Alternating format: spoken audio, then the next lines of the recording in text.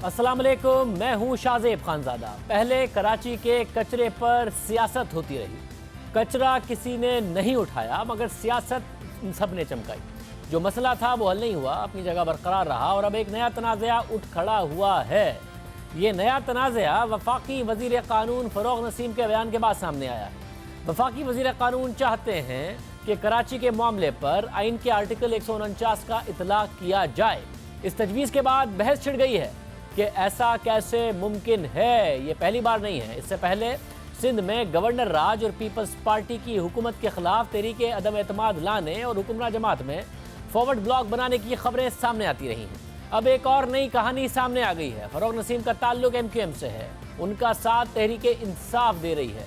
इस तरह वफाकी हुकूमत और शहरी हुकूमत तो चाहती हैं कि कराची का मामला वफाकी हुकूमत देखे, मगर सिंध हुकूमत जो पीपल्स पार्टी के पास है वो इस तजवीज़ की सख्त मुखालफत कर रही है और उसे सिंध पर कब्जे की कोशिश करार दे रही है। इस पूरे मामले पर तमाम स्टेक होल्डर से तफसील से बात करेंगे, मगर पहले इस पूरे मामले का जायज़ा लेते हैं। हम आपको बताते चलें, हमारे साथ मेयर कराची वसीम अख्तर मौजूद होंगे, हमारे साथ मुस्तफ़ा कमाल साहब मौजूद होंगे, हमारे साथ अली जैदी साहब मौजूद होंगे और हमारे साथ सईद गनी भी मौजूद होंगे और उन सब से इस मामले के हवाले से तफसील से बात करेंगे कि कराची का मसला हल कर दीजिए, कराची का कचरा उठा लीजिए, कराची में इस वक्त जो हालात हैं वो बेहतर कर दीजिए। कब तक इस पर सियासत होती रहेगी, किसी हतमी नतीजे पर पहुंचिए। हम आपको बताते चलें कि वफाकी वज़ीर क़ानून फ़रोग़ नसीम का गुज़िश्ता रोज़ कहना था कि वो आर्टिकल 149 की शिक 4 को कराची से लागू करने से मुतालिक कमेटी में तजवीज़ रखेंगे, जो मंजूरी के बाद काबीना और वज़ीर आज़म के सामने रखी जाएगी। उनका कहना था कि आइन के आर्टिकल 149 की शिक 4 के तहत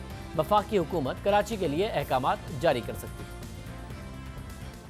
मेरी अपनी पर्सनल ओपिनियन है कि हालात ऐसे कराची के ज़रूर हो गए हैं और ना सिर्फ कराची बल्कि और भी सिंध के शहर हैं, देहात हैं, कस्बे हैं, जहाँ पे आर्टिकल 149 सब आर्टिकल 4 पे डायरेक्शंस दी जा सकती हैं और वो डायरेक्शन सेंट्रल गवर्नमेंट देती है। अब जो कराची की जो हिकमत अमली कमेटी बनी है, स्ट्रेटेजिक कमेटी, उसमें मेरी ओपिनियन है, पर्सनल ओपिनियन है, इसको मैं रखूंगा कमेटी के सामने। कमेटी अगर ये मेरी इस एनालिसिस को सही समझती है तो फिर रिपोर्ट वज़ीर आज़म साहब के पास जाएगी, कैबिनेट के पास जाएगी, वो फिर उनका सवाबदीदी इख्तियार है।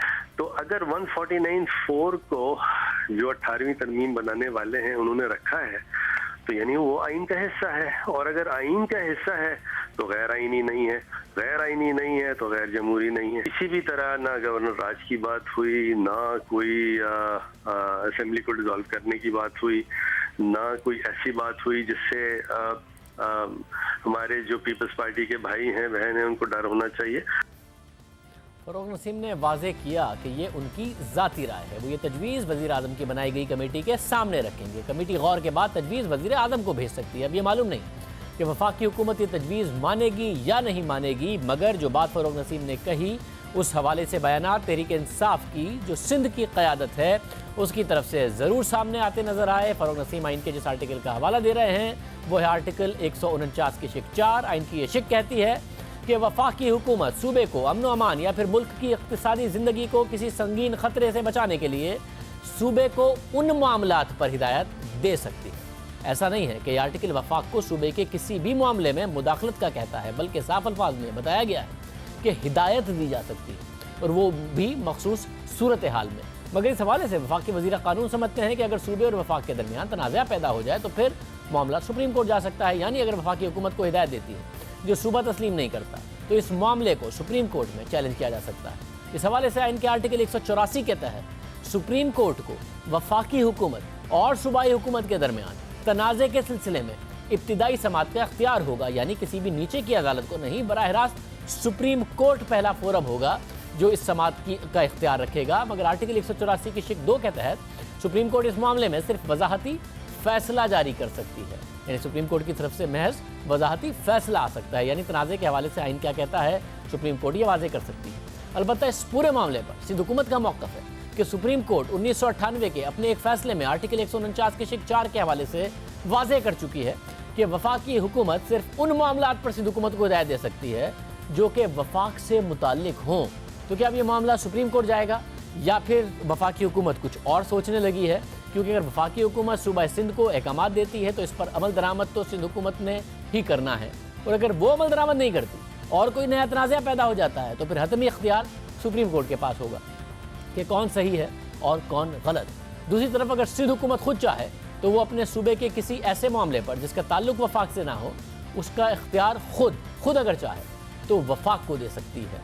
यानी इत्तफाक़ राय से ऐसा कोई मामला तय पा सकता है कि वफाक के पास किसी ऐसे मामले का इख्तियार चला जाए जो सूबाई हुकूमत के पास है। इस हवाले से आइन का आर्टिकल 144 कहता है कि कोई सूबाई असेंबली यह करारदाद पास कर सकती है कि किसी भी ऐसे मामले पर वफाक कानून साजी कर सकता है जो वफाक की कानून साजी की लिस्ट में मौजूद नहीं, और फिर वफाकी हुकूमत इस मामले से मुतालिक कानून साजी कर सकती है जो कानून के मुताबिक होगा। लेकिन इस ऑप्शन को अब तक इस्तेमाल नहीं किया गया क्योंकि इस ऑप्शन के लिए वफाकी हुकूमत को सिंध हुकूमत को कायल करना होगा। अब आर्टिकल 149 के जिस ऑप्शन को इस्तेमाल करने की तजवीज़ दी जा रही है उस पर सिंध हुकूमत सवालात उठा रही है। पीपल्स पार्टी के चेयरमैन बिलावल भुट्टो जरदारी ने आज मीडिया से बात करते हुए कहा कि अगर कराची पर गैर आइनी कब्जे की कोशिश की गई तो हुकूमत को घर जाना पड़ेगा। ये कैसे हो सकता है कि गैर आइनी तरीके से कराची को इस्लामाबाद से कंट्रोल किया जाए। इस ऐलान के बाद जहां उन्होंने अपने हाथ दिखा दिया, अपने इंटेंशंस दिखा दिया, अमल उठा दिया कि हमने कराची को लॉ को अब्यूज करके गैर आइनी तरीके से कब्जा करना है, इस हुकूमत को घर जाना चाहिए। कहाँ है वो सिंध के सो-कॉल्ड सियासतदान जो मरसू कर होते थे? अपने बीवी को कह दे इस्तीफा दो। MQM, बाकी जमातें, PML क्यों? आप क्या MQM का भी ये पोजीशन है? पहले उनका मैंने देखा पोजीशन, उनकी सख्त मुखालफत भी की, पर क्या ये भी पोजीशन है कि कराची वाले नहीं चलाएंगे, कराची को इस्लामाबाद में बैठे हुए लोग चलाएंगे? MQM पाकिस्तान को भी अपने इस्तीफा देना चाहिए, इस हुकूमत को घर भेजना पड़ेगा। ये हम बर्दाश्त नहीं करते हैं। पीपल्स पार्टी यह समझती है कि हुकूमत का यह कदम 18वीं तरमीम के खिलाफ है और ऐसे किसी भी कदम को मुस्तरद किया जाएगा। साथ ही बिलावल भुट्टो जरदारी का कहना था कि होश के नाखुन लें। पीपल्स पार्टी वफाक को बचाने की कोशिश करेगी, लेकिन जब पीपल्स पार्टी जैसी जमातें खड़ी नहीं होंगी तो कल को क्या हो सकता है, वो क्या कहते हैं जरा। आप अपने के अवाम के मुआशी हकूक, इंसानी हकूक को छीनते रहो और फिर इसके ऊपर उनके शहर पर, उनकी ज़मीन पे कब्जा करने की कोशिश करो। आप समझते हो कि आपका वफाक बचेगा? हम तो आखिरी दम तक बचाने की कोशिश करेंगे, हम अपना खून देंगे, सर देंगे, मगर पाकिस्तान को आंच नहीं आने देंगे। लेकिन आप सोचें कि अगर कल बना था बांग्लादेश तो फिर आप अगर अपना जुल्म करते रहोगे, अगर पाकिस्तान पीपल्स पार्टी जैसे जमात खड़े नहीं होंगे तो फिर कल सिंधु देश भी बन सकता है, सराइकी देश भी बन सकता है, पख्तूनों का देश बन सकता है। होश की नाखुन लो। पाकिस्तान पीपल्स पार्टी इस हवाले से कराची के मसाइल हल करती नहीं है। 10 साल में कुछ हल नहीं किया, चाहे वो कचरे का मसला हो, ट्रांसपोर्ट का मसला हो, इंफ्रास्ट्रक्चर का मसला हो, और जब कोई बात हो या कोई कराची सूबे की बात भी कर दे तो सख्त रद्दअमल सामने आता है। किसी के मुँह से गलती से भी निकल जाए तो भी बहुत सख्त रद्दअमल आता है। मगर अब एक ऐसे मामले पर जो आईनी कानूनी मामला है उस पर इतना एक्सट्रीम रद्दअमल बिलावल भुट्टो जरदारी दे रहे हैं और इस किस्म की बात उनकी तरफ से की जा रही है। MQM जो हमेशा से कराची की सियासत करती आ रही है वो समझती है कि आर्टिकल 140 है जो बल्दियाती निज़ाम की खुद मुख्तारी से मुताल्लिक है, इस पर सिंध हुकूमत ने अमल दरामद नहीं किया, जिसकी वजह से दूसरे आर्टिकल्स की ज़रूरत पेश आई। फ़रोग नसीम के बयान के हवाले से वफाकी वज़ीर और MQM के कन्वीनियर खालिद मकबूल सिद्दीकी ने कहा कि अगर सूबाई हुकूमत आर्टिकल 140 के तहत शहरी हुकूमत को इख्तियारात दे देती है तो आर्टिकल 149 की ज़रूरत ही नहीं पड़ती। सिंध में ख़ास तौर पर एक ऐसा बल्दियाती निज़ाम है जो आइन से बराह रास्त मुतसादिम है। तो अगर आर्टिकल 140A पर उसकी रूह के मुताबिक, आइन के मुताबिक अमल दरामद हो रहा होता तो शायद दूसरे आर्टिकल्स की ज़रूरत नहीं पड़ती। मैं उम्मीद करता हूँ कि आर्टिकल 140A पर अगर अमल दरामद हो गया तो बाकी आर्टिकल जिनका आप जिक्र कर रहे थे उनकी ज़रूरत पेश नहीं आएगी। 149 की ज़रूरत पेश नहीं आएगी। अभी एक अलग बात कर दी गई, हालांकि MQM से ही फ़रोग नसीम साहब का ताल्लुक है, मगर MQM की तरफ से एक और बात की गई। कराची के मसाइल अपनी जगह मौजूद हैं, तमाम सियासी जमातों को इन मसाइल का अंदाज़ा भी है। ये सब इन मसाइल को हल करने का ऐलान करती हैं, मीडिया पर ख़बरें बनवाती हैं, प्रेस कॉन्फ्रेंस करती हैं, फिर मसाइल हल नहीं करती हैं, बल्कि मसाइल मजीद बढ़ जाते हैं। वफाकी हुकूमत भी अब तक कराची के हवाले से नुमाइशी इक़दामात का ऐलान कर चुकी है। इतवार को वज़ीर-ए-आज़म इमरान खान की सदारत में कराची सफाई मुहिम और तरक्याती मनसूबों का जायज़ा इजलास हुआ। वज़ीर-ए-आज़म इमरान खान ने कराची के मसाइल के हल के लिए वफाकी वज़ीर बराए कानून फ़रोग़ नसीम की सरबराही में एक कमेटी कायम की। इस कमेटी को कराची स्ट्रेटजिक कमेटी का नाम दिया गया। इसके इजलास के बाद जारी होने वाले इलामे में बताया गया कि कमेटी कराची के मसाइल के हल में वफाकी हुकूमत की जानिब से लाएअमल तश्कील देगी। कमेटी मसाइल के हल के लिए शॉर्ट, मीडियम और लॉन्ग टर्म लाएअमल मुरतब करेगी। फिर इस कमेटी का एक इजलास भी हुआ, जिसके बाद आर्टिकल 149 की तजवीज़ सामने आई। ये पहली कमेटी नहीं है, इससे पहले वफाकी हुकूमत कराची ट्रांसफॉर्मेशन कमेटी कायम कर चुकी है। इस कमेटी के इजलास की सदारत करते हुए 30 मार्च को वज़ीर-ए-आज़म इमरान खान ने कराची के लिए 162 अरब रुपए के पैकेज का ऐलान भी किया था। सिंध हुकूमत ने इस कमेटी को गैर-आईनी करार दिया था, मगर वफाकी हुकूमत की ये कमेटी भी कोई ख़ास कारकर्दगी नहीं दिखा सकी। कमेटी पर कमेटी बन जाती है, फिर आइन की शिकों की बात कर दी जाती है। बजट में कराची के लिए सिर्फ 12 अरब रखे गए, बाद 160 अरब रुपए से ज़ायद की गई थी। इसी तरह वफाकी वज़ीर अली ज़ैदी ने क्लीन कराची मुहिम शुरू की, जिसके बाद एक बार फिर से उम्मीद पैदा हुई कि अब कराची का कचरा उठेगा, मगर इस मंसूबे में वफाक ने कोई माली ताउन नहीं किया, बल्कि कराची ही के अवाम से फंड जमा करने की अपील कर दी। मसला हल नहीं हुआ। खुद मेयर कराची वसीम अख्तर ने भी हमारे प्रोग्राम में कहा था कि वो क्लीन कराची मुहिम से मुतमईन नहीं है, क्योंकि उन्हें उम्मीद थी कि इस मुहिम के लिए वफाक से फंड मिलेगा, जो कि फंड नहीं मिला। इसके अलावा वफाकी हुकूमत कराची का इंतज़ाम हाथ में लेना चाह रही है या उसमें अहकामात देना चाहती है, मगर ज़्यादा पुरानी बात नहीं है। सुप्रीम कोर्ट ने रवां साल 17 जनवरी को कराची के 3 बड़े अस्पतालों का इंतज़ाम वफाकी हुकूमत को देने का हुक्म कर दिया। इस फैसले के बाद वफाक और सिंध हुकूमतों में तनाज़ा खड़ा हो गया। वफाकी हुकूमत ने इन तीनों अस्पतालों के वफाक को कंट्रोल का नोटिफिकेशन भी जारी किया, फिर दावा किया अब देखिएगा कि कितनी ज़बरदस्त बेहतरीन अस्पतालों में आएगी, मगर फिर जुलाई में वफाकी हुकूमत खुद पीछे हट गई। वफाकी हुकूमत ने तीनों अस्पतालों का इंतजाम सिंध हुकूमत को वापस देने का ऐलान कर दिया। अहम बात यह है कि जनवरी में सुप्रीम कोर्ट के हुक्म के बाद ये अस्पताल वफाकी हुकूमत को मुंतकिल हो गए, मगर हुकूमत ने इन अस्पतालों के लिए बजट ही मुख्तस नहीं किया और फिर ये अस्पताल वापस कर दिए गए। अब सवाल ही उठ रहा है कि जब वफाकी हुकूमत कराची के 3 अस्पतालों को संभालने के लिए नहीं ले सकी, अली ज़ैदी की क्लीन कराची मुहिम को फंड नहीं दे सकी, वो कराची के अवाम से उनको मांगने पड़े, अपनी ही इत्तेहादी जमात MQM के मेयर को कुछ नहीं दे सकी, जो खुद ये कहते हैं कि वफाकी हुकूमत भी पीपल्स पार्टी की तरह कराची के मसाइल हल करने के लिए तैयार नहीं है, तो फिर वफाकी हुकूमत पूरे शहर का कंट्रोल कैसे संभालेगी? अहम बात यह है कि कुछ देर पहले वफाकी वज़ीर कानून फ़रोग़ नसीम ने वज़ाहत दी है कि कराची का कंट्रोल हासिल करने की कोई कोशिश नहीं की जा रही, ना ही कराची को सिंध से अलग करने की बात की गई है। उनका कहना था कि आर्टिकल 149 के तहत वो लोकल बॉडीज़ को बाइख्तियार बनाने की बात कर रहे थे। 2017 में सुप्रीम कोर्ट ऑफ पाकिस्तान ने जजमेंट दिया है कि सिंध का जो सॉलिड वेस्ट मैनेजमेंट बोर्ड है वो डिसफंक्शनल है, नॉन फंक्शनल है, वो कोई काम नहीं कर रहा। नतीजतन पूरे सिंध में जगह जगह कूड़ा करकट भर गया है।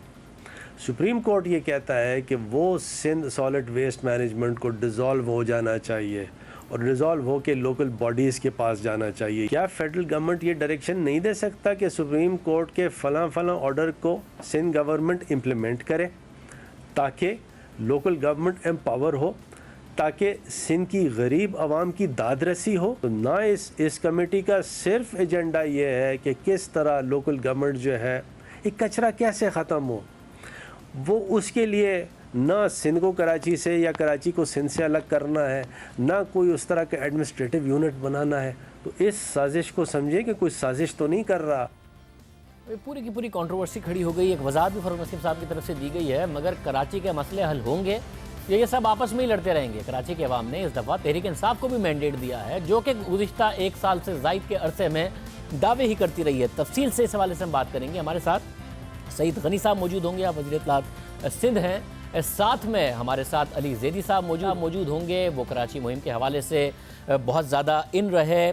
आप भी एक जो कमेटी बनाई गई है वज़ीर आज़म हाउस में आज, उसका भी वो हिस्सा हैं, तो उनसे इस हवाले से बात करेंगे। वसीम अख्तर साहब मेयर कराची हमारे साथ मौजूद होंगे, उनका भी मौक़िफ़ लेंगे। क्या वो वफाक के इस कदम से अब खुश हैं बतौर मेयर कराची, अगर वो ये ले लेते हैं? और आखिर में मुस्तफ़ा कमाल साहब से बात करेंगे कि क्या वाकई ये हल या ये हल भी नहीं है। हम सईद गनी साहब, मैं आपसे शुरू कर रहा हूँ। एक तो इतना एक्सट्रीम किस्म की पोजीशन ले ली बिलावल साहब ने, सिंधु देश और ये सारी की सारी बातें, बात एक आइनी मसले की हो रही है। अब अवाम कराची के ये समझें कि हम भुगतते रहेंगे ये शोशे छोड़ते रहेंगे। वफाकी हुकूमत पहले कभी कुछ कहेगी, कभी कुछ कहेगी, करेगी कुछ नहीं। सिंध हुकूमत वफाकी हुकूमत के जवाब में कभी कुछ कहेगी, कभी कुछ कहेगी, करेगी कुछ नहीं। और अब क्या आप फ़ारूक नसीम साहब ने जो कह दिया, वो अगर ऐसा कर दिया तो फिर सुप्रीम कोर्ट में जाके चैलेंज करेंगे, वहाँ लड़ेंगे और कराची के अवाम भुगतते रहेंगे।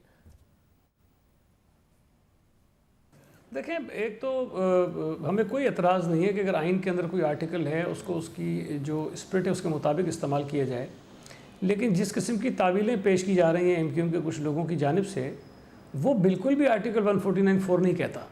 उसमें तो मईशत को अगर ख़तरात लाक हों, अमन अमान को ख़तरात लाक हों, तो डायरेक्शंस दी जा सकती हैं। डायरेक्शंस देंगे, वो ख़त लिखेंगे, बताएंगे कि भाई आप ये चीज़ें करें और ये ख़तरात लाक हो गए। लेकिन अगर उसके नतीजे में वो कहें कि जी हम कराची के इंतज़ामी इख्तियारात जो है वो वफाक अपने पास ले लेगा और सारी चीज़ें खुद करेगा, तो वो मैं समझता हूँ कि इनहराफ होगा आइन से भी। और शायद जो कोई बुनियादी उसूल होते हैं कि आपके एक सूबे में मैंडेट किसी और पार्टी को मिला हुआ है तो आपको और कोई रास्ता नहीं मिलता तो आप गैर आइनी इक़दाम करेंगे, तो इस पर हमें एतराज़ात है। बाकी डायरेक्शंस देने का उनके पास इख्तियार है, वो दें और हम बिल्कुल उस पर देखेंगे, अगर काबिल अमल चीज़ें होंगी तो उस पर हम अमल भी करेंगे। और सब अगर जैसे कराची के हालात हैं और एक साल में यही उलझन है, वो कहते हैं कि सिर्फ हुकूमत ताउन नहीं करती, हम जो चीज़ें करना चाहते हैं, आप कहते हैं कि सिर्फ बातें करते हैं, फ़ंड कोई नहीं देते हैं, इनको सिर्फ मीडिया स्टेटमेंट देते हैं, सफाई मुहिम चलाते हैं तो और गंदा कर देते हैं। वही इसी के दरमियान कराची के वहाँ फंस के रह गए हैं। ये मक्खियों का, गर्द और आलूद का, कचरे का शहर बना हुआ है ये।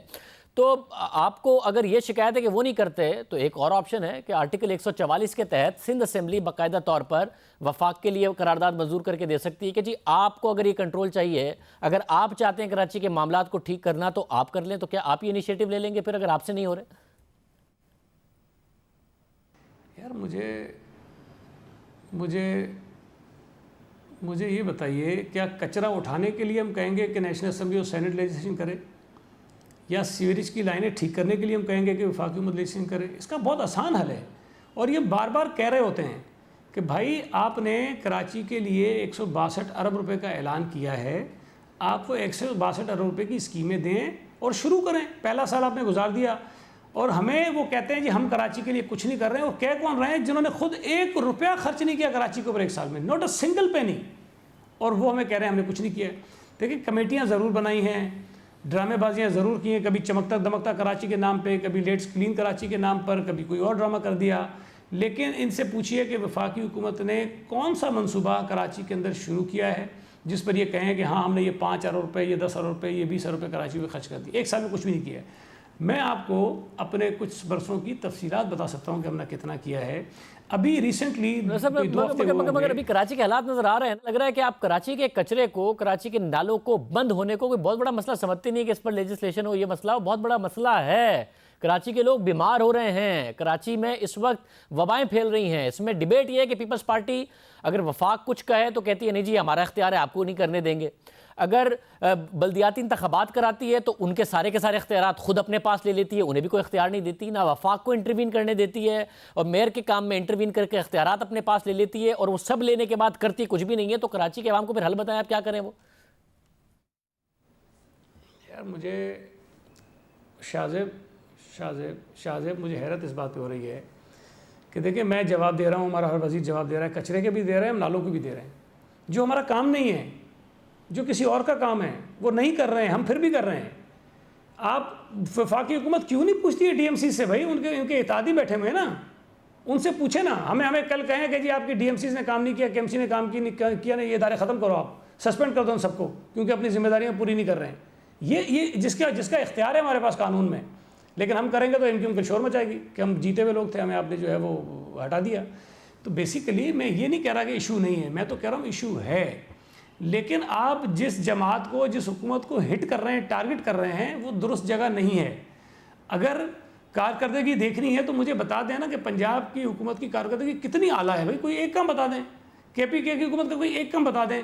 वफाकी हुकूमत ने जनाजा निकाल दिया है हमारी मईशत का, जिसके ऊपर आर्टिकल 149(4) लगता है एग्जैक्टली, जो कहता है कि मईशत को खतरात लाक हों तो जी उस पर कार्रवाई, वो डायरेक्शन जा सकती है। अब वज़ीर आज़म को दें ना डायरेक्शन, कोई निकालें आर्टिकल, फ़ारूक नसीम साहब, कि वज़ीर आज़म साहब को कहें कि तुम्हारी नालायकी नाअहली की वजह से बेड़ा गर्क हो गया मईशत का, और लोग भुगत रहे हैं, 22 करोड़ लोग भुगत रहे हैं उनकी मईशत की जो नाकामी हुई उस पर। ये सब मईशत के हालात बुरे हैं, पंजाब के हालात बहुत अच्छे नहीं हैं जब से उस्मान बुज़दार साहब वज़ीर आला बने हैं, इसमें कोई शक नहीं है। हम अपने प्रोग्राम में भी बार बार इस बात को उठा रहे हैं, खैबर पख्तूनख्वा। मगर मसला ये है कि वहाँ के हालात अगर बुरे हैं तो कराची के हालात बहुत बुरे हैं। तो जो बुरे की भी कैटेगरी है ना, उसमें सबसे नीचे कराची आता है, और कराची में 11 साल से आप लोगों की हुकूमत है। अब आपका मसला ये है कि आप लोग काम करते भी नहीं हैं। अगर वेस्ट मैनेजमेंट आपसे नहीं हो रहा, कचरा साफ मेयर को दे दें, नहीं देंगे। पानी का मसला नहीं हल हो रहा तो वाटर बोर्ड दे दें, नहीं देंगे। वफाक अगर इख्तियार है, नहीं, वफाक को भी नहीं इंटरवीन करने देंगे। तो फिर इस तरीके से तो कराची के हालात ठीक नहीं होंगे, आप अगर हर चीज़ को कंट्रोल भी रखना चाहेंगे और डिलीवर भी नहीं करना चाहेंगे। नहीं, देखें, गलत बात हो रही है सारी। पहली बात तो यह है कि जो कराची की सिचुएशन है वो पेशावर की भी नहीं है, लाहौर की भी नहीं है, पाकिस्तान के किसी शहर का नहीं है। किसी शहर में लोगों गटरों से आपको बोरियां नहीं मिलती होंगी, ईंटें नहीं मिलती होंगी, रज़ाइयाँ तक की नहीं मिलते होंगे। कराची शहर में वो भी मिलते हैं, कोई ना कोई तो करता है ना ये चीज़ें। जहाँ तक आपने इख्तियारात की बात की, देखें, चीफ मिनिस्टर साहब ने कई दफ़ा, और मैंने भी कहा है कई दफ़ा टीवी पे बैठ के कहा है, भाई कचरा उठाने का काम DMCs का है। उन्होंने खुद हमें तफवीज़ किया सॉलिड वेस्ट को, वो लेना चाहते हैं ले लें। हमें कोई शौक थोड़ी है कि हम गालियाँ भी सुने, खर्चे भी करें और एफर्ट भी करते रहें, डिफेंड भी करते रहें। वो सारा काम खुद कर लें, वो नहीं करना चाहते हैं। वफाकी हुकूमत के पास हमने नहीं रोका। अभी भी सुना है कोई फेडरल गवर्नमेंट ने टेंडर किए थे, 5 फाइटर दे रहे थे इनको KMC को। हमने तो नहीं रोका कि ना दें, आप वो दे रहे हैं, देने चाहिए। आप कोई और इक्विपमेंट देना चाहते हो, कोई मशीनरी देना चाहते हो, कोई इदारों की मदद करना चाहते हो, उसमें आइन ने आपको कहीं नहीं रोका। लेकिन ये कहीं नहीं लिखा कि आर्टिकल 149 के तहत इख्तियारात ले लेंगे, उसके बाद हम आके काम करेंगे। अगर काम करने की नीयत हो तो ये ग्रीन लाइन भी तो वफाकी हुकूमत बना रही है ना। हमने कौन सी रुकावटें डाल दी, बल्कि हमने फैसिलिटेट किया है। जहाँ जहाँ सूबाई हुकूमत की ज़रूरत पड़ी हमने उनकी मदद की है। हमने लेजिस्लेशन की असल असम्बली से ग्रीन लाइन के लिए, जो कानून के मुताबिक कुछ चीज़ें नहीं हो सकती थी वो हमने उनको दुरुस्त करके दी हैं।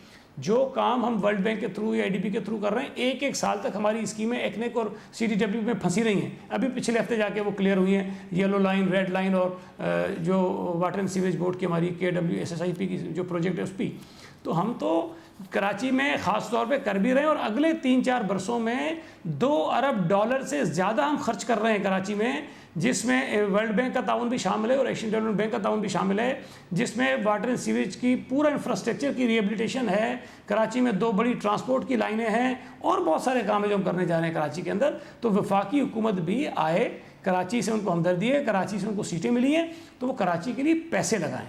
ये कमेटियां बनाने से, आइन के इख्तियारात जो आर्टिकल इस्तेमाल करने से कराची के मसाइल हल नहीं होंगे। कराची के मसले हल करने हैं तो पैसे लगाएं। अली जैदी साहब, वफाकी वज़ीर बहरी उमूर, हमारे साथ मौजूद हैं। अली जैदी साहब, बहुत शुक्रिया।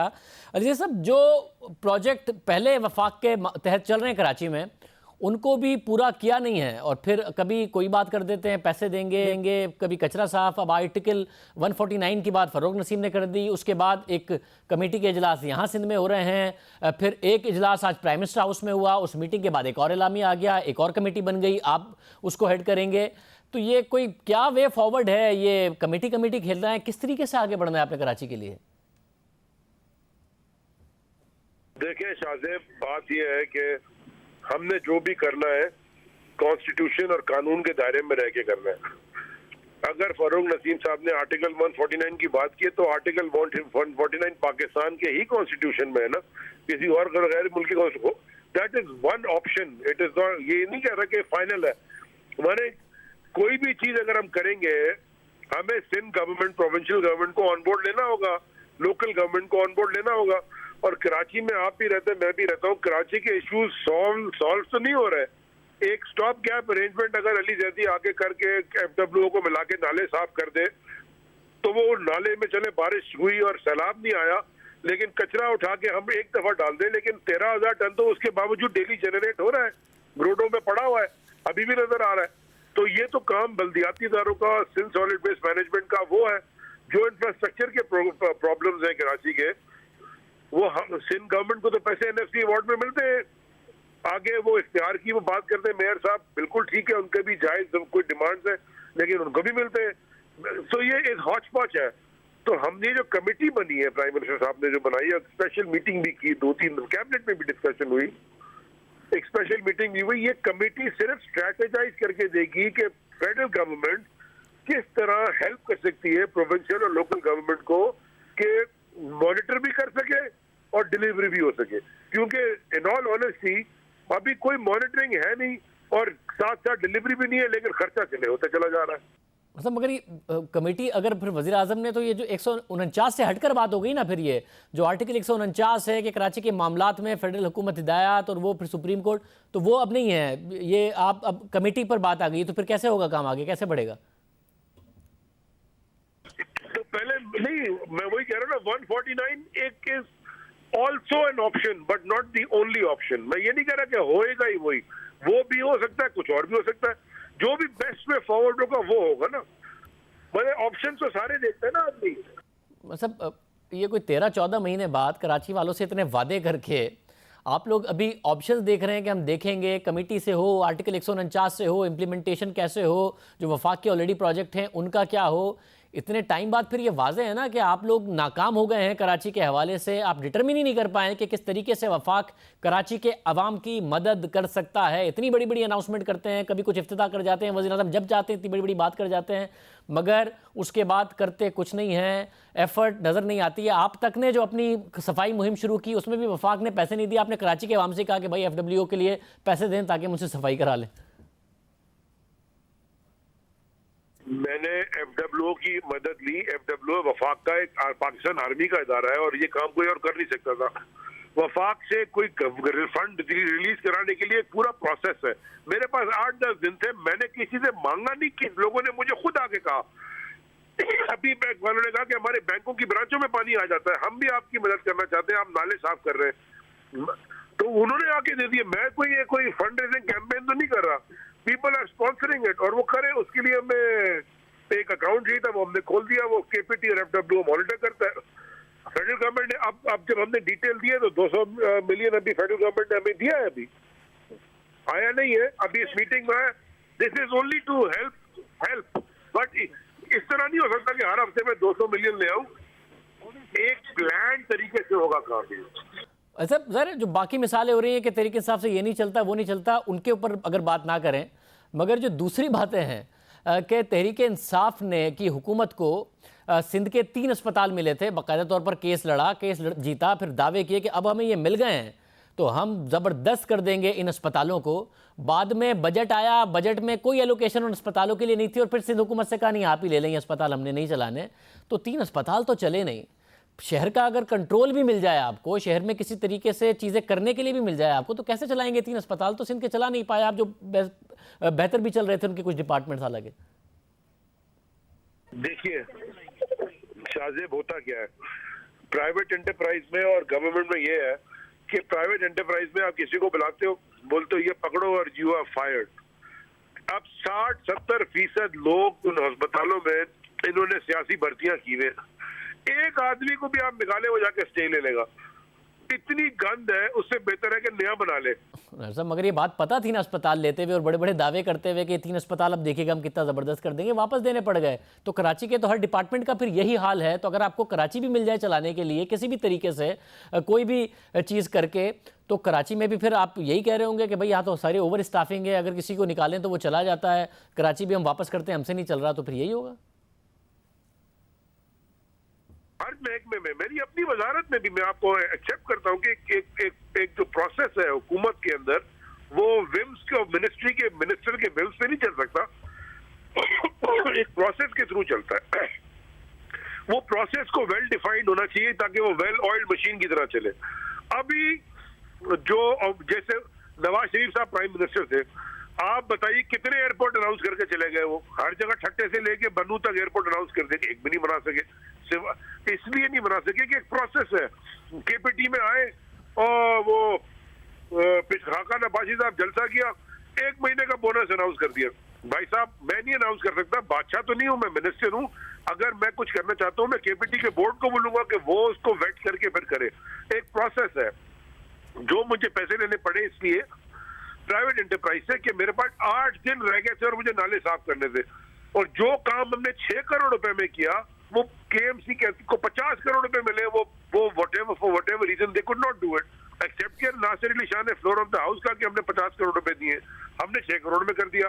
आज हम कचरा उठाते हैं ना, खशाजे में आपको एक एग्जांपल दूं, मैं ऑन रिकॉर्ड कह रहा हूँ, FWO और बैरिया टाउन ने भी जब कचरा उठाया आके हमारे साथ, $6.5 से $10 पर टन हमें पड़ा।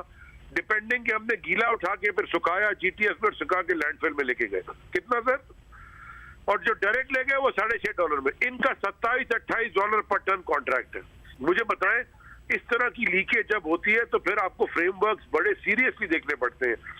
ऐसा सब फिर कम से कम एक बात बताएं, आप ज़रा कराची से ताल्लुक़ रखते हैं, कराची के हालात को बेहतर देखना चाहते हैं, उसके लिए आपने एफर्ट भी की, तो क्या कम से कम वफाकी हुकूमत ने फाइनल फैसला किया है कि हमने कराची को बेहतर करना है? अब आर्टिकल 149 ये वो कमेटियाँ, फिर उसके बाद एक और कमेटी, फिर एक और अनाउंसमेंट, इसी में आप 6 महीने बाद भी हमें नहीं बता रहे होंगे कि हाँ जी अब एक और कमेटी बनाई है वज़ीर-ए-आज़म ने ये देखने के लिए कि हो क्या सकता है, और वज़ीर-ए-आज़म ने फिर एक और कमेटी बनाई है, फिर वज़ीर-ए-आज़म ने वादा किया है कि वो एलोकेट करेंगे। बार बार कर रहे हैं आप लोग। कोई 6-7 महीने के बाद कोई फाइनल कोई बताएं कि ये प्लान है, अब इसी पर अमल होगा?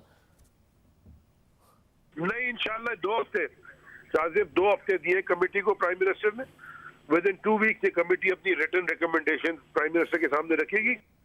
सब एक दिन आगे कर लें या एक दिन कम कर लें, बढ़ा दें या घटा दें, 2 हफ्ते ना करें। आपको 2 हफ्ते का ट्रैक रिकॉर्ड अच्छा नहीं है कराची के, हमने देख लिए।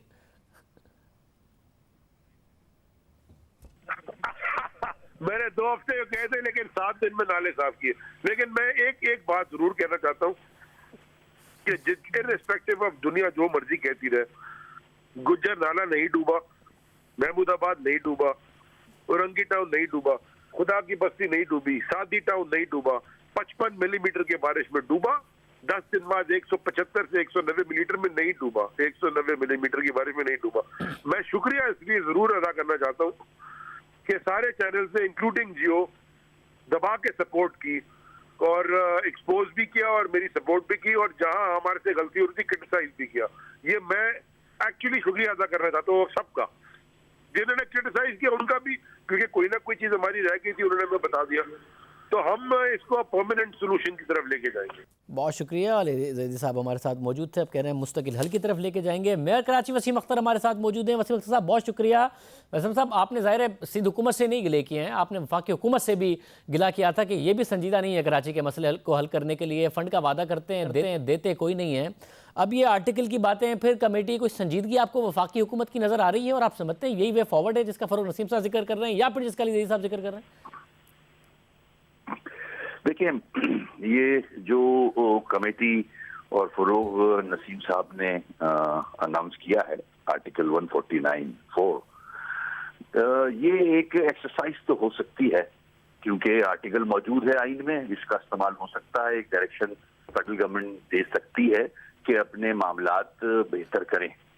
ये एक ऑप्शन एग्जॉस्ट करने जा रही है गवर्नमेंट, अगर कर रही है तो। अभी तो वो प्राइम मिनिस्टर साहब डिसाइड करेंगे और कैबिनेट डिसाइड करेगी, मगर इसका हल अगर short term, mid term, long term देखें तो कराची आईसीयू में है। शॉर्ट टर्म सोल्यूशन चाहिए। Karachi needs funds from federal government immediately. 6 महीने पहले पीएम साहब ने मुझे कहा था 25 अरब कराची के लिए, 5 अरब हैदराबाद के लिए। मैं आज तक इंतजार कर रहा हूं क्योंकि मैं चाह रहा था कि कराची का सीवरेज जो है तबाह हो चुका है, कोलैप्स हो चुका है, उसमें ये पैसे लगा के बेहतरी ले आऊं, जो कुछ भी ला सकता हूं। लोग तंग आए हुए हैं, कंटमिनेशन है, गटर पानी घरों में है लोगों के। ट्रांसपोर्ट का हाल देख ले, छतों पे सफर कर रहे हैं, पीने का पानी नहीं है, कचरे के अंबार हैं। तो शॉर्ट टर्म चाहिए फिलहाल। हम कराची के लोगों को रिलीफ चाहिए, मैं नहीं दे सकता, मेरे पास वो वसाइल नहीं है। अभी मैं एक चीज शाजिब करेक्ट करता चलूं, ये दूसरी दफा मैं अली जैदी की बात सुन रहा हूँ कि इन्होंने 6 करोड़ में 7 दिन, 1 हफ्ते में नाले साफ कर दिए। इन्होंने 7 नाले साफ किए थे और ये सोल्यूशन नहीं है। 6 करोड़ 7 दिन में। केएमसी ने 50 करोड़ में पूरे साल नाले साफ किए हैं। पूरे साल का ये मिसगाइड ना करें लोगों को। 50 करोड़ पूरे साल में खर्च हुए हैं, एग्रीमेंट हुआ है और कोर्ट के कहने पे पैसे मिले हैं। सुप्रीम कोर्ट ने ये पैसे दिए थे, 5 कोर वॉच कर रही है इसको। तो ऐसे ना मिसगाइड करें। 50 करोड़ पूरे साल में लगे हैं, इन्होंने 6 करोड़ 7 दिन में खर्च किए हैं और वो 7 नाले साफ किए हैं। मैंने 38 नाले साफ किए हैं। तो खैर ये सोल्यूशन भी नहीं है जो मैं बता रहा हूँ। मगर वसीम साहब, मुझे अब ये बताइए कि एक ऐसे सिनेरियो, आपने कहा कि 25 अरब कहा था कराची के लिए, वजीर आजम ने खुद ने वादा किया था आपसे, 5 अरब रुपए हैदराबाद के लिए कुछ नहीं आया। मगर हमारे प्रोग्राम में जो गवर्नर सिंध हैं इमरान इस्माइल साहब, उन्होंने कहा कि 45-50 अरब रुपए लगा दिए हैं। सिंध हुकूमत ने फिर उसका रिबटल दिया कि कोई नहीं लगाया, गलत कह रहे हैं। कुछ हुआ है या नहीं हुआ है वाकई कराची में? कोई 45-50 अरब की कोई खर्चे और ऐसे वफाक ने रिलीज कम से कम कर दिए हैं या नहीं? क्योंकि उन्होंने कहा था ये कमिटमेंट कर रहा है पूरी वफाक। नहीं, ऐसा नहीं है। देखिए, मैं फैक्ट से बात करूंगा, अब पॉलिटिक्स बात करूंगा। कराची के लोग सफर कर रहे हैं, अब सियासत नहीं हो सकती इस पे ना। कराची का बुरा हाल है। मैं जब नवाज शरीफ साहब प्राइम मिनिस्टर थे, मैं उनके पास गया था इस्लामाबाद, मेरी पूरी टीम पार्टी गई थी। हमने रिक्वेस्ट किया था कि 25 अरब कराची को फंड्स चाहिए, कराची का बहुत बुरा हाल है। और मैंने फिर, उन्होंने स्कीम्स मांगी मुझसे, मैंने स्कीम्स भी दी, सड़कें दी और कुछ ब्रिजेस दिए, और मुझे इक्विपमेंट चाहिए था फायर ब्रिगेड का। तो उन्होंने कम से कम 9 से 10 अरब रुपए कर दिए थे, जो कि KIDCL जो है वो इस्तेमाल कर रहा है, गवर्नर हाउस में इस्तेमाल, गवर्नर साहब की मेहरबानी कि वो उसको एक्सपेडाइट भी करा रहे हैं। मगर ये पैसे पिछली गवर्नमेंट के दिए हुए थे, जो आज कंप्लीशन पे जा रहे हैं प्रोजेक्ट्स, और वो इक्विपमेंट आने वाला है। मगर इस गवर्नमेंट ने वादे करने के बाद, मैं देखें फिर वही कहूंगा, शाहजेब, कराची नीड्स सोर्स पैसे, फंड्स। कराची को पैसों की जरूरत है, चाहे वो कोई भी इस्तेमाल करे। डिस्ट्रिक्ट्स को मशीनरी की जरूरत है। ये कचरा को रॉकेट साइंस नहीं है, उठ सकता है, मगर जब तक डिस्ट्रिक्ट्स को पैसे नहीं मिलेंगे, प्रॉपर मशीनरी नहीं मिलेगी, वो कैसे डिस्पोज ऑफ करेंगे कचरा। सिंध गवर्नमेंट से तो हाथ उठा लिए, वो तो कुछ करने के मूड में नहीं है। अब फेडरल गवर्नमेंट जब 149(4) लगाना चाह रही है, तो लगाए, अपने ऑप्शन एग्जॉस्ट करे, आगे जो भी उसकी प्लानिंग है 148 को इम्प्लीमेंट कराए, मगर अभी फौरी फंड रिलीज करें यहाँ। और फंड, मैं ये नहीं कह रहा कि मुझे दे दें, फंड डिस्ट्रिक्ट में दे, डिस्ट्रिक्ट कचरा उठाएगी। डिस्ट्रिक्ट के पास भी कोई रॉकेट साइंस नहीं, रिसीवर मैकेनिज्म है, डिस्ट्रिक्ट कैन डू इट, मगर फंड्स तो दें। ऐसे तो कुछ नहीं होगा। ये तो हम सब हाथ पे हाथ रख के बैठे हुए हैं। मैं तो तनख्वाह, जो पैसे मिलते हैं तनख्वाह दे देता हूँ, पेंशन दे देता हूँ। बहुत शुक्रिया, बहुत शुक्रिया। वो मेयर कराची वसीम अख्तर कह रहे थे, वफाक जो भी वादे कर पूरे उसमें से कुछ नहीं करता है, और कराची के हवाले से दावे ही होते हैं, गलत बयानियाँ होती रहती हैं, चाहे वो सिंध हुकूमत हो, उन्होंने तो हाथ ही उठा लिया है। मुस्तफ़ा कमाल साहब, सरबराह पाक सरज़मीन पार्टी, साबिक़ मेयर कराची भी हमारे साथ मौजूद हैं। मुस्तफ़ा कमाल साहब, बहुत शुक्रिया साहब। आर्टिकल 149, अब यही हल है। कराची के अवाम ने सब करके देख लिया, MKM को वोट दे के देख लिया, फिर तहरीक इंसाफ को वोट दे दिया, उनके वादे भुगते, अब इनके वादे, फिर नए दावे, फिर नए दावे, फिर नई कमेटी, एक के बाद एक कमेटी, आईनी शेख, फिर ये 149 ही हल है आपके ख्याल में?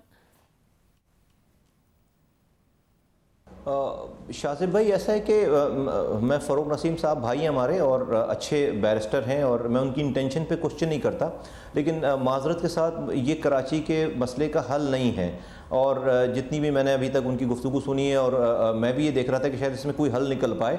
हल ये नहीं है। वो कह रहे हैं कि हम ये काम करेंगे 149(4) के तहत, और उसमें उनको खुद कह रहे हैं कि प्रोविंशियल गवर्नमेंट हमारी बात नहीं मानेगी, और जब हमारी बात नहीं मानेगी तो हम एक आइन के मुताबिक आर्टिकल 184 के तहत हम सुप्रीम कोर्ट में चले जाएंगे। सुप्रीम कोर्ट फिर इसमें कॉग्निजेंस लेगी, और सुप्रीम कोर्ट दो अगर गवर्नमेंट्स के दरमियान, प्रोविंशियल और फेडरल गवर्नमेंट के दरमियान अगर कोई डिस्प्यूट हो जाता है, तो आर्टिकल 184(1) के तहत हम वहाँ जाकर अपना मसला बयान करेंगे, और वहाँ पर भी क्या हल होगा इसका कुछ पता नहीं। अब ये जो कहानी पूरी है, ये जो दास्तान है, इसमें कराची के मसले का हल होता हुआ कोई नजर नहीं आ रहा। देखें, इश्यूज तो आज हैं, लोग आज मर रहे हैं, कचरा आज नहीं उठ रहा, पानी आज नहीं है।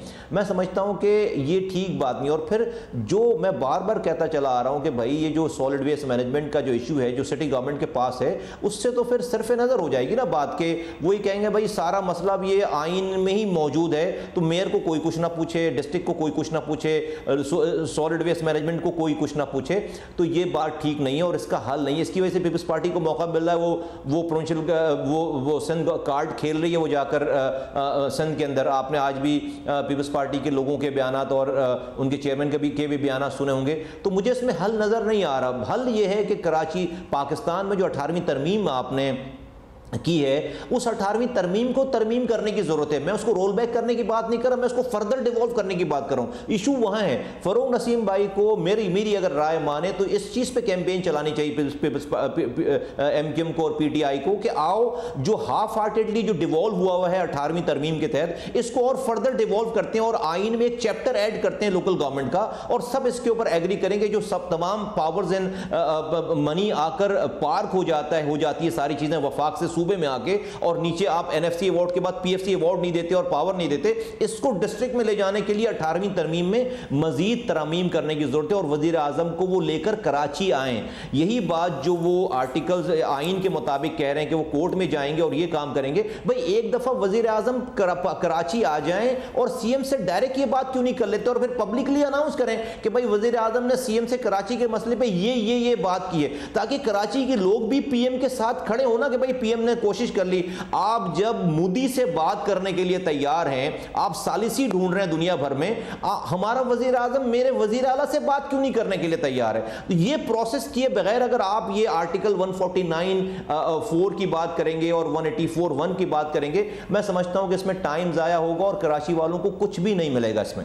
ये क्या मिल बैठकर हल होने वाला मसला है कराची का? क्योंकि आपने कराची के मामलात को, ज़ाहिर है आपसे ज़्यादा बेहतर कौन जानता है, या फिर हालात इतने बिगड़ गए हैं कि कराची का ये सर जोड़कर बैठ भी जाए तो कराची मैनेज हो नहीं सकता। बहुत ही ज़्यादा पैसे, बहुत ही ज़्यादा किस्म के रिफॉर्म्स की इसके लिए ज़रूरत है। या ये वाकई अगर MQM ये सारे जिन पर कराची भरोसा करता आया है पॉलिटिकल विल दिखाएं, तहरीक इंसाफ, तो हो सकता है?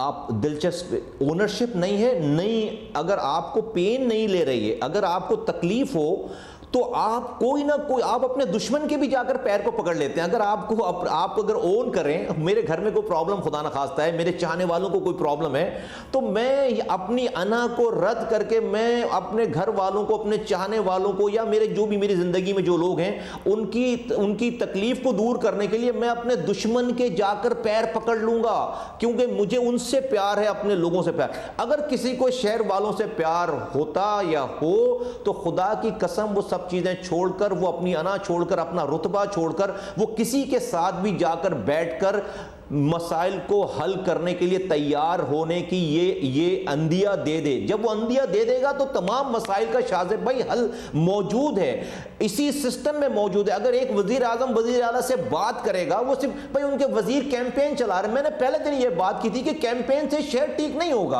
आपकी मीडिया कवरेज हो जाएगी, चीजें हो जाएंगी, लेकिन इससे ठीक नहीं हुआ ना। 3-1.5 महीने का टाइम गुजर गया, कुछ भी नहीं हुआ शहर में। अभी अगेन ये वाली, मैं अगेन दोबारा बड़ी सिंसियरिटी के साथ कह रहा हूं कि वजीर आजम साहब कराची, ये फरूक नसीम भाई को मैं कह रहा हूं कि वो उनकी बात सुनते हैं। पहले मैंने अली जैदी साहब से बात की कि भाई आप बजाय इसके कि ये क्लीन कराची करें, आप वजीर आजम साहब को एक दफा ले आए और वजीर आला के पास जाएं, मीडिया को बताकर जाएं, बाहर मीडिया को खड़ा करें आप और कहें कि मैं जाकर कराची वालों के लिए ये मांग, इख्तियारात मांग रहा हूं वजीर आला से। वो कैसे मना करेंगे? और अगर मना करते हैं तो आप जुडिशरी इन्वॉल्व करें, आर्मी चीफ इन्वॉल्व करें, मीडिया इन्वॉल्व करें कि भाई ये तबाही बर्बादी हो गई है, ये किसी की इजारादारी नहीं है, आपको ये काम करना पड़ेगा। और अगर जब वो नहीं करेंगे, कराची के लोग वजीर आजम और फेडरल गवर्नमेंट के साथ फिर खड़े होंगे। और जहां तक बात है MQM की, अगर उनको ये दर्द होता या वो अगर पेन लेते तो वो यकीन करें 1 साल तक सिर्फ ये मांगते, इख्तियारात नहीं दे रहे थे, रिजाइन करते, बाहर आते, खुदा की कसम पूरा कराची उनके पीछे खड़ा होता। मैंने अनकंडीशनल सपोर्ट की। आज फिर मैं बोलता हूं आपके प्रोग्राम के तहत, खालिद मकबूल सिद्दीकी साहब वफाकी वजीर हैं, उनका मेयर है, वो छोड़े ना ये ओहदे और निकले ना। ये आर्टिकल आइन से नहीं होगा, रोड पर निकलने से ये इख्तियारात मिलेंगे। वो रोड पर निकले, मैं उनसे 2 कदम पीछे चलूंगा, सारी सपोर्ट करूंगा। वो उनके पीछे चलने के लिए मैं अपने कारकुनों के साथ तैयार हूं। वो कराची के हुकूक के लिए रोड पर निकले ना, हम उनकी मदद करेंगे, उनका साथ देंगे। बहुत शुक्रिया। मुस्तफ़ा कमाल साहब हमारे साथ मौजूद थे। पीपल्स पार्टी की, तहरीक इंसाफ की, MQM की, सबकी गुफ्तगू आपने सुनी। उम्मीद करते हैं कि ये जो नई बातें हो रही हैं, ये भी नई सियासी पॉइंट स्कोरिंग नहीं है, आवाम को टालने के लिए नहीं है कि मसाइल तो नहीं टलेंगे, मगर उनकी तवज्जो थोड़े दिन के लिए टल जाए और उसके बाद फिर वही मसाइल खड़े हों। कुछ ना कुछ होगा जो वफाकी और सिंध हुकूमत मिल के ही करें, मगर कराची के आवाम के मसाइल हल करें। तो हम एक ब्रेक शामिल करते हैं। एक दफ़ा फिर रिमांड में तोसी हुई है शाहिद खान अब्बासी के और मिफ्ता इस्माइल के, मगर जज साहब ने कुछ हतमी बातें की इस हवाले से रिमांड देते हुए। क्या है, बात करेंगे।